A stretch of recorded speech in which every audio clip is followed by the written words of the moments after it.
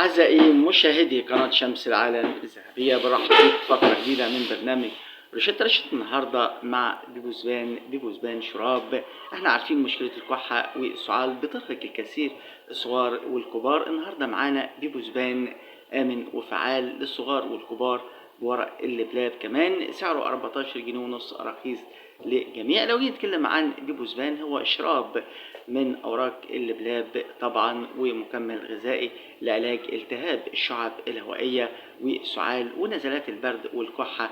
طبعا هو آمن وفعال، سعره 14 جنيه ونص. لو جينا في رحلتنا مع بيبوزبان، طبعا بيبوزبان مستخلص من أوراق اللبلاب لعلاج الكحة، طارد كمان للبلغم، وبيعالج نزلات البرد والتهاب الجهاز التنفسي.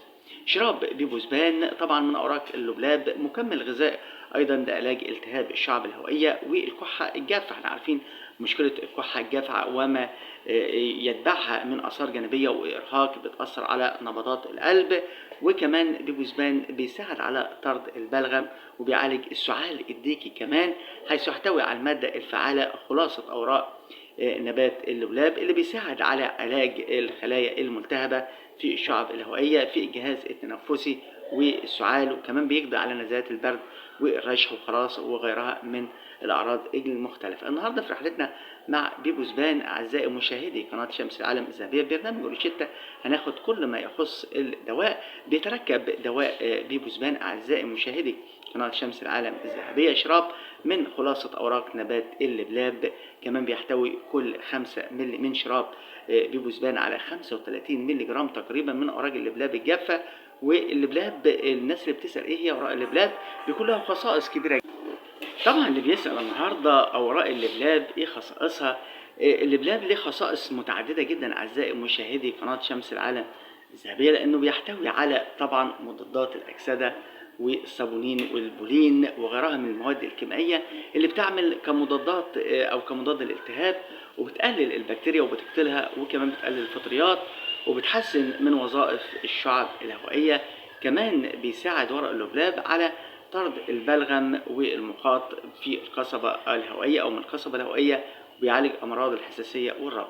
طبعا أكدت دراسات كتيرة اللي بيسمعوها النهاردة إن أوراق اللبلاب بتساعد أجهزة الجسم المختلفة على أداء عملها بشكل طبعا أفضل وكفاءة. كمان بتطرد السموم من الجسم. أوراق اللبلاب يا جماعة بتطرد السموم من الجسم وبتساعد على تنقية الدم وتجديده من فشل أجهزة طبعا، وبتجدد أجهزة الجسم وبتحد من فشل طبعا أجهزة الجسم. طبعا لو جينا نتكلم عن دواء بيسوبان شراب، بيسوبان شراب يمكن مش مشهور جدا، بس هو يعد من أفضل الأدوية اللي يمكن استخدامها في علاج حالات التهاب الشعب الهوائية المزمن. ومن أعراض التهاب الشعب الهوائية يا جماعة بيكون في آلام في القصبة الهوائية، وآلام في الرئتين، وكمان آلام حاد في الصدر. وبيحدث التهاب الشعب الهوائية في حالة الإصابة بنزلات البرد الحادة، وبيستخدم أيضا لعلاج الكحة بنوعيها الجافة واللي بتصاحب بلغم، وكذلك طبعا أضرار الجهاز التنفسي، وكمان بتعالج الكحة الناشفة وبتعالج كمان السعال الديكي.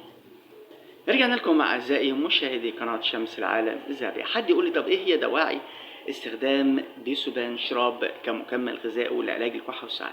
بيستخدم هذا الدواء الشراب في علاج التهاب الشعب الهوائية المزمن والعادي، كمان بيعمل على توسيع الشعب الهوائية وبيرطب الجهاز التنفسي، وكمان بيعالج التهاب الحلق، وبيعالج الكحة المصحوبة ببلغم كمان، وبيعالج الكحة الجافة، وكمان بيعالج مشاكل الدورة الدموية، وبينقي الجسم من السموم كمان، وبيقوي جهاز المناعة، وبيعالج وظائف الجهاز التنفسي والممرات الهوائية بالجهاز التنفسي. كمان بيعالج أضرار طبعا الشعب الهوائية الناتجة عن التدخين أو التعرض للدخان والغبار. بيسوبان شراب ليه فوائد كتيرة، بس هل ليه آثار جانبية؟ في آثار جانبية، والقاعدة الأساسية أعزائي المشاهدين قناة شمس العالم الذهبية، استشير الطبيب أو الصيدلي قبل تناول هذا الدواء. احنا عارفين من الآثار الجانبية يعتبر شراب بيسوبان خلاصة أوراق اللبلاب آمن الاستخدام، ولكنه قد يؤدي استعماله إلى بعض الأعراض والآثار الجانبية الخفية اللي مش طبعا خطيرة، ولكن ممكن يحدث شعور بألم في البطن، ممكن يحدث إسهال مؤقت، ممكن اضطرابات في الجهاز الهضمي، ممكن يحدث الغثيان الشديد والكئن المستمر، وممكن التهاب وحر. طب في مانع استخدام؟ نقول لك في مانع استخدام. الناس اللي عندها حساسية أعزائي مشاهدي قناة شمس العالم الذهبية من مكونات الدواء ما ينفعش استخدام العلاج فيما يزيد عن أسبوع متوالي دون الرجوع للطبيب يفضل وقفه لو ما فيش أي فايدة. رجعنا لكم أعزائي مشاهدي قناة شمس العالم الذهبية. بذوبان شراب يفضل استخدام العلاج أكثر من 4 أسابيع دون الرجوع للطبيب ويفضل التوقف عنه. كمان الأطفال أقل من عمر سنة دون استشارة الطبيب ما ينفعش استخدام بذوبان. احنا عارفين لكل دواء آثار جانبية وفوائد، لكن مهم جدا ما ينفعش آخد الأدوية الOTC، مهم جدا أرجع للطبيب أو الصيدلي. ممكن كمان الناس اللي عندها سخونة مرتفعة ما ينفعش استخدام بذوبان شراب، لو حد عنده ضيق في التنفس أو صديد ما ينفعش استخدامه. طبعا بذوبان والرضاعة والحمل يمكن استخدام دواء بذوبان لأنه آمن وفعال من أوراق اللبلاب زي ما قلنا لحضراتكم، مفيش أي مشكلة. لكن خلال فترة الرضاعة مهم جدا استشارة الطبيب أو الصيدلي قبل استخدام هذا الدواء إذا كانت النوافع أقل من الأضرار.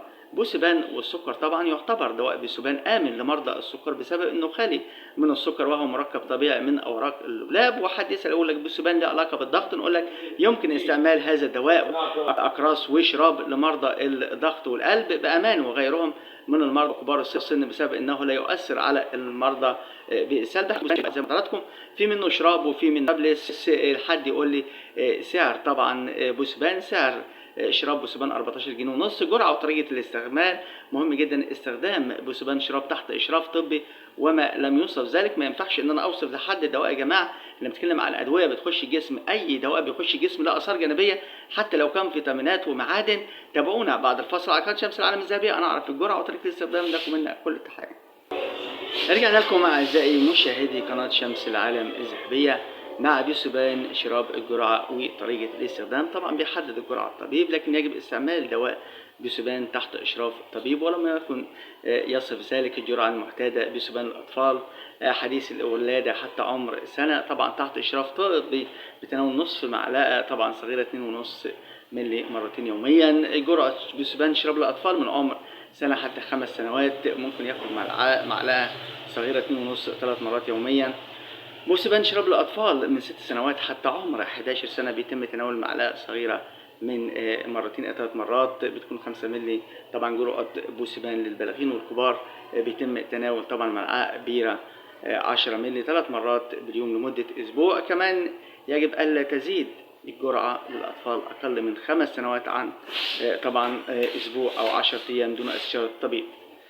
كمان مهم جدا يجب الا يستخدم العلاج لمده تزيد عن 3 اسابيع. طبعا مهم جدا اعزائي مشاهدي قناه شمس العالم الذهبيه. حد يقول لي بذوبان قبل الاكل ولا بعد الاكل؟ نقول لك يمكن تناول بذوبان شراب قبل او بعد الاكل ما فيش اي مشكله دون حدوث اي اضطرابات في المعده. يجب استعماله بعد الطعام افضل. لو جينا نتكلم عن بذوبان زي ما قلنا لحضراتكم سعر هذا الدواء بذوبان طبعا الابوه ب 13 جنيه والاقراص طبعا ب 12 جنيه. حد يقول لي طب ايه هي بدائل بذوبان؟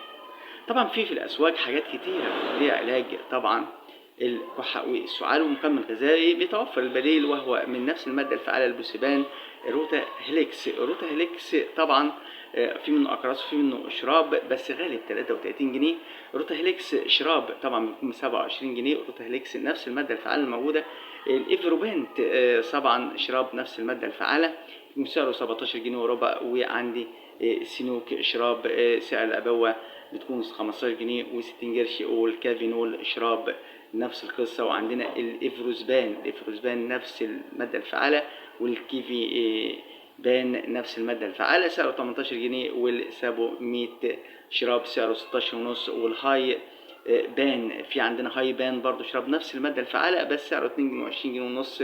البايو اليكسير شراب بيضه سعر العبوة 15 جنيه. طبعا بتوفر طبعا هذا الدواء بذوبان في مختلف الدول العربية، ولكن النهارده لما جينا نتكلم عن سعره في مصر هو سعره 14 جنيه. مهم جدا اشوف الاكسباير يا جماعه وتاريخ الانتاج قبل استعمال هذا الدواء. مهم جدا ان يكون عندي تواصل يكون عندي خلفيه.